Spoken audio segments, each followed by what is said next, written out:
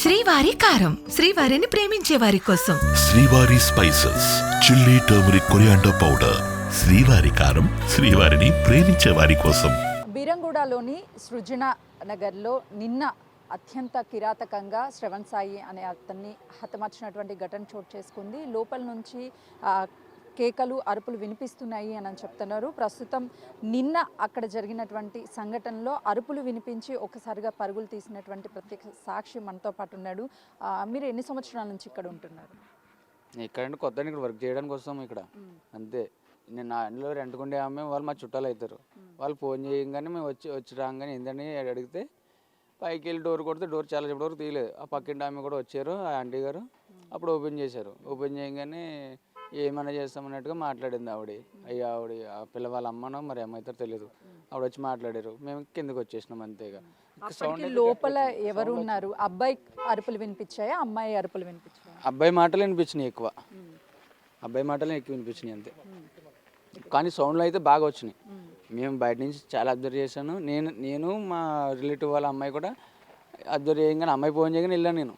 అసలు ఏంటని గొడవ ఏంటని మనకు తెలియదుగా ఇక్కడ ఏం జరుగుతుంది అనేది.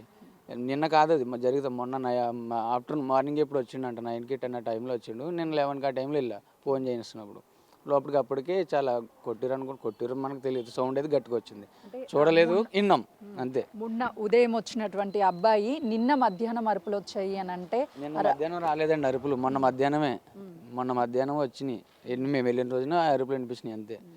నేను రాలేదు. పోయినట్టు ఎప్పుడు తెలిసింది మీకు? నాకు నిన్న న్యూస్ వచ్చింది లోకల్ యాప్లో. దాన్ని స్క్రీన్ షాట్ కొట్టుకుని చూసుకుంటే అప్పుడు నేను వస్తే నిన్న పోలీసు వాళ్ళు కూడా వచ్చారు ఈవినింగ్ 5 ఆ టైంలో. అప్పుడు నేను మళ్ళీ వచ్చిన. ఉండేది ఇక్కడే బిల్డింగ్. అక్కడ నుంచి ఇట్లా మా ముంగటి నుంచి రోడ్డు ముందు నుంచి వస్తారు. ఒకవేళ మీకు అరుపులు వినిపించినప్పుడు మీరు వాళ్ళు వద్దు అన్నా కూడా లోపలికి వెళ్ళుంటే ఒక ప్రాణాన్ని కాపాడి మనం మాట్లాడలేదండి అసలు వాళ్ళతోటి. నేను మాట్లాడలేదు, వద్దని చెప్పలేదు, ఏం చెప్పలేదు. ఇప్పుడు ఒకటి తప్పు అటువైపు ఉంది ఇటువైపు ఉంది మనకు తెలీదు ఏదనేది. కాకపోతే ఏంటంటే అక్కడ సౌండ్ వస్తున్నాయి ఏంటి అని చెప్పేసి కనుక్కోవడానికి మాత్రమే వెళ్ళాం అంతే. అక్కడికి వెళ్ళినప్పుడు ఏం సమాధానం చెప్పారు? మిమ్మల్ని ఏమన్నా బెదిరించారు? బెదిరింపులు అవి ఏం లేదు, బాగానే ఆన్సర్ చేశారు వాళ్ళు కూడా. మా అమ్మాయి ఇట్లా జరిగింది తెలియదేముంది అని చెప్పేసి పక్కింటి ఆమెతో మాట్లాడింది ఆవిడ అంతే. మనతోటి వాళ్ళు ఏం మాట్లాడలేదు. ఏం చెప్పింది పక్కింటి ఆవిడకి? ఎందుకు కొడుతున్నామని అడిగారు పక్కింటి ఆమె. ఎందుకు కొడుతున్నామంటే ఏం చేస్తాం, చేసే పనులు ఇలాంటివి ఉన్నాయని చెప్పేసి అన్నారు అంతే ఆన్సర్, ఇంకేం లేదు. అక్కడ అదే జరిగింది. మనం చూసింది కూడా లేదు, విన్నా మాటలు అవి చూసాము, వచ్చేసాను ఇక్కడ అంతే. అట్లీస్ట్ వాళ్ళు డోర్ ఓపెన్ చేశారా మీరు వెళ్ళినప్పుడు? లోపల ఎవరైనా కనిపించారు? కనిపించలే ఎవరు కనిపించలే. ఆమెనే డోర్ ఓపెన్ చేసి బయటకు వచ్చింది, కనిపించలే. ఎంతసేపు వినిపించాయి ఆ సౌండ్లు? మీకు ఏమని వినిపించాయి? నేను ఒక 10 మినిట్స్ ఉన్నానేమో అండి అంతే, అంతకుమించి ఏం లేదు. విన్నంత వరకు వచ్చేసినా విన్నా, ఆమె ఆన్సర్ చెప్పిన తర్వాత వచ్చేసాం బయటకు అంతే. మీకేమని సమాధానం చెప్పింది? నేను మాట్లాడలేదు ఆమెతోటి, నేను విన్నా అంతే. వాళ్ళు పక్కింటి వాళ్ళతో మాట్లాడితే విన్నా అంతే, అంతకుమించి ఏం లేదు. అంటే మీరు గత 10 రోజుల నుంచి ఇక్కడే ఉంటున్నాము అని చెప్తున్నారు, పని కోసం వచ్చామని చెప్పారు. కానీ ఆ ఘటన వాళ్ళు పక్కింటి వాళ్ళతో చెప్పినప్పుడు కానీ, లేకపోతే వాళ్ళ కుటుంబం కానీ ఏం చెప్పారు మీతో పాటు కానీ? లేకపోతే మీ రిలేటివ్స్ అవుతారా?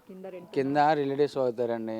ఆమె నన్ను పిలిచికెళ్తే ఏం జరుగుతుంది అన్న ఇట్లా అయింది, ఎవరో వచ్చారు ఒక అబ్బాయి, ఆయన కొడుతున్నట్టుకున్నారు అనగానే నేను వెళ్ళిన. అసలు ఏంది అని. మరి కింద రెంట్ వేసుకుంటున్నారు వాళ్ళకి. ఇప్పుడు సపోజ్ మేమే రెంట్కున్నాం అనుకుందాం, మాకు ఏమైనా జరిగితే వాళ్ళు వస్తారు కదా, అదే రెస్పాన్సిబిలిటీగా నేను వెళ్తే పైకి వెళ్తే ఇట్లా సంఘటన అని అంటే నేను అమ్మాయి పక్కింటి ఆమె వెళ్ళాం, ముగ్గురు పైకి వెళ్ళాం.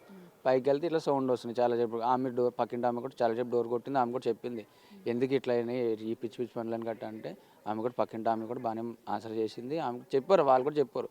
కానీ ఏంటనేది మనకు తెలియదు కదండి, అసలు ఎందుకు వస్తున్నారు ఏంటనేది.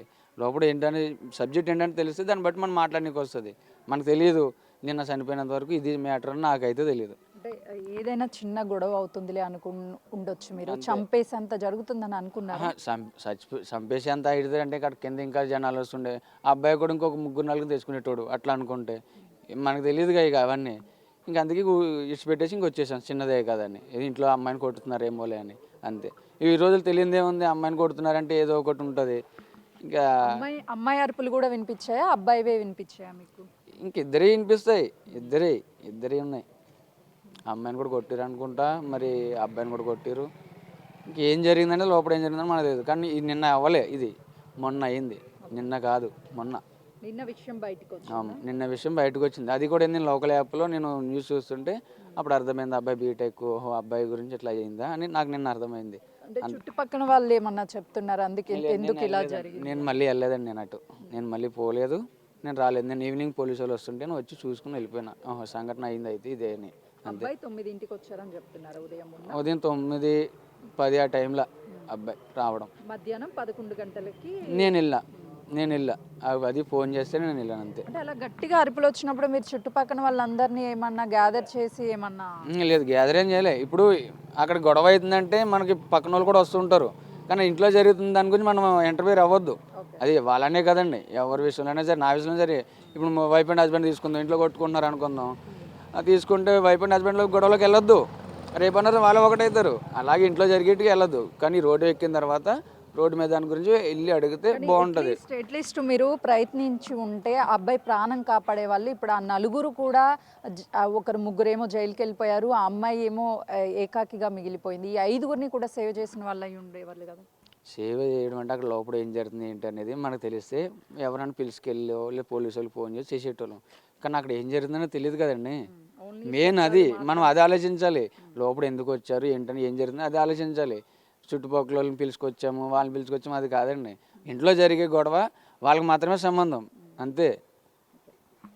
చూసినాం కదా, నిన్న శ్రవణ్ గణేష్ మొన్న 9 గంటల ప్రాంతంలో వచ్చాడు, లోపలికి వెళ్ళాడు. ఆ తర్వాత 11:30 ఆ ప్రాంతంలో పెద్దగా సౌండ్స్ వచ్చాయి. కిందనే రెంటుకుంటున్నటువంటి వాళ్ళు ఆ సౌండ్స్ విని తన కజిన్ అయ్యేటటువంటి ఒక వ్యక్తిని పిలిచారు. ఆ వ్యక్తి వెళ్ళి డోర్ కొట్టి లోపు బయటికి వచ్చి, శ్రీజ అమ్మ మీరు ఇక్కడ నుంచి వెళ్ళిపోండి, మా అమ్మాయి చేసినటువంటి తప్పుకి ఇది జరుగుతుంది అని చెప్పేసి ఆమె చెప్పే ప్రయత్నం చేసింది. ఆ తర్వాత ఇంట్లో గొడవే కదా అని చెప్పేసి మేము బయటికి వచ్చేసాము, ఇలా ప్రాణాలు తీసేంత కొడతారని మేము అనుకోలేదు, లేదంటే మేము సేవ్ చేసేవాళ్ళమని చెప్పేసి ప్రత్యక్ష సాక్షి చెప్తున్నాడు. కెమెరామన్ శ్రీనుతో సుజాత, హైదరాబాద్.